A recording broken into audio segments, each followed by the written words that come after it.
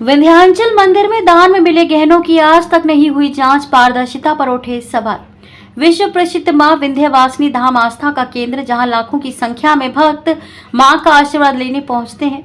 विंध्याचल स्थित मां विंध्यवासिनी मंदिर में भक्तों द्वारा दान में दिए गए सोने चांदी के आभूषणों की जांच और रिकॉर्ड को लेकर सवाल खड़े हो रहे हैं। आरोप है कि दान में मिले आभूषणों को रजिस्टर में केवल पीली और सफेद धातु के रूप में दर्ज किया जाता है, जबकि उनकी वास्तविक जांच नहीं कराई गई है। मंदिर में प्रतिदिन बड़ी संख्या में श्रद्धालु दर्शन पूजन के लिए पहुंचते हैं और दान पात्रों में धनराशि के साथ आभूषण भी अर्पित करते हैं। आरोप है कि दान में मिले आभूषणों का पूरा विवरण सार्वजनिक नहीं किया जाता। श्री विंध्य पंडा समाज और विंध्य विकास परिषद के पूर्व अध्यक्ष राजन पाठक ने बताया कि वर्ष 1982 से विंध्य विकास परिषद मंदिर की व्यवस्था देख रहा है, लेकिन अभी तक स्टॉक बुक रजिस्टर की व्यवस्था नहीं है। उन्होंने कहा कि दान में मिले आभूषणों को पार्षदों और भक्तों के सामने रखना चाहिए, जिससे व्यवस्था में पारदर्शिता बनी रहे। राजन पाठक ने कहा कि परिषद के खाते में कितना दान आया और कितना खर्च हुआ, इसका स्पष्ट लेखा जोखा सार्वजनिक नहीं है। सोने चांदी के आभूषणों को पीली और सफेद धातु बताकर रख दिया जाता है, जिसकी जांच और वास्तविक मूल्यांकन की जानकारी भी सामने नहीं आती। उन्होंने आरोप लगाया कि परिषद के नियमों के अनुसार भक्तों से प्राप्त दान का उपयोग मंदिर की व्यवस्था और श्रद्धालुओं की सुविधाओं में होना चाहिए, लेकिन नियमों के विपरीत अन्य स्थानों पर करोड़ों रुपए खर्च किए जाने की बात सामने आ रही है। मंदिर प्रशासन से मांग की गई है कि दान में प्राप्त धन और आभूषणों का पूरा रिकॉर्ड तैयार कर सार्वजनिक किया जाए, ताकि श्रद्धालुओं का विश्वास बना रहे। वहीं नगर मजिस्ट्रेट सचिव विंध्य विकास परिषद का कहना है कि दान पात्र से जो धन आता है, पारदर्शी तरीके से गिनती कर उसे बैंक में जमा करा दिया जाता है और आभूषण को लॉकर में रखा जाता है। क्या नाम है आपका? राजन पाठक, पूर्व अध्यक्ष श्री विंध्य पंडा समाज एवं पूर्व पार्षद विंध्य विकास परिषद।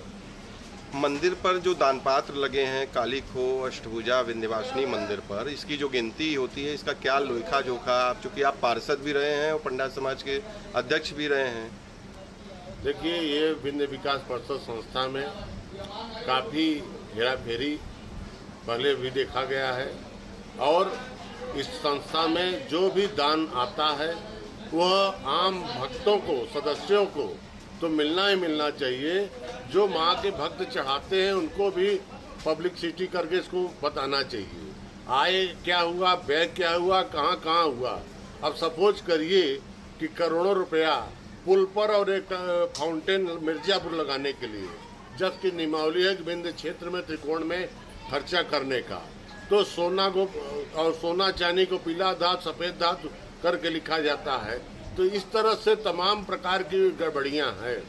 ट्रांसपेरेंसी के लिए प्रति 2 वर्ष पर चुनाव भी कराने का विधान बनाया गया कि जो भी पार्षद आएंगे चेंज होते रहेंगे, किंतु इधर कई वर्षों से चुनाव भी नहीं करा गया, ट्रांसपेरेंसी न हो।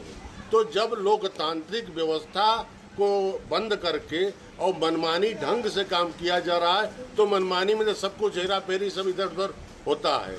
तो इसमें बहुत बड़ा वो है, कैश बुक नहीं है, स्टॉक बुक नहीं है, डेड स्टॉक बुक नहीं है, तो तमाम ऐसी बातें हैं कि जो अप टू डेट होनी चाहिए। अच्छा, पंडा समाज की तरफ से या परिषद के सदस्य, निर्वाचित या मनोनीत सदस्य भी शामिल होते हैं गिनती में, कि सिर्फ प्रशासन या परिषद के लोग होते हैं? देखिए, इसी ट्रांसपेरेंसी के लिए उनके सम्मुख में होना चाहिए, और जब नहीं, अगर बिना उनके सम्मुख रहे, पहले कमिश्नर के द्वारा यह लिखा गया था, मगर वो कमिश्नर का आदेश भी धज्जी उड़ा दिया गया कि कमिश्नर लिखे थे कि बिना पार्षदों के देख रेख में ही होगा, वो नहीं रहेंगे तो अगर कोई खोलेगा तो उसके खिलाफ FIR होगा।